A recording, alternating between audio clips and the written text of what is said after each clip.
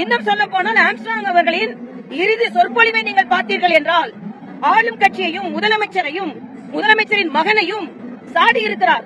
நம்மை அந்த கட்சியில் சேர்க்க வேண்டும் என்று அவர்கள் திட்டமிடுகிறார்கள். நாம் அதில் சேர்க்க மாட்டோம், சேர மாட்டோம் என்று சொல்கிறார்.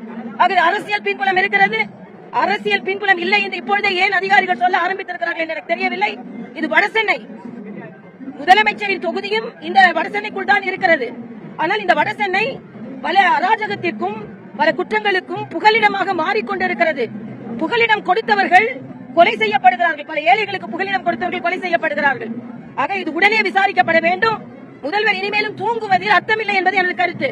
கள்ளக்குறிச்சிக்கு போக மாட்டோம், இங்க வந்து என்னன்னு கேட்க மாட்டோம். உடனே செயலில் இறங்கினாலும் நான் மத்தவங்க அவங்களே வந்து சரண்டர் ஆயிட்டாங்களாம். இதெல்லாம் ஒப்புக்கொள்ள முடியாத ஒன்று. தீவிரமாக விசாரிக்கப்பட வேண்டும், நியாயம் கிடைக்க வேண்டும். இதுதான் கடைசி கொலையாக இருக்க வேண்டும் தமிழகத்தில் அரசியல் கொலை என்பதை நான் தெரிவித்துக் கொள்கிறேன். மிகுந்த மன வருத்தத்தோடு நான் பேசுகிறேன்.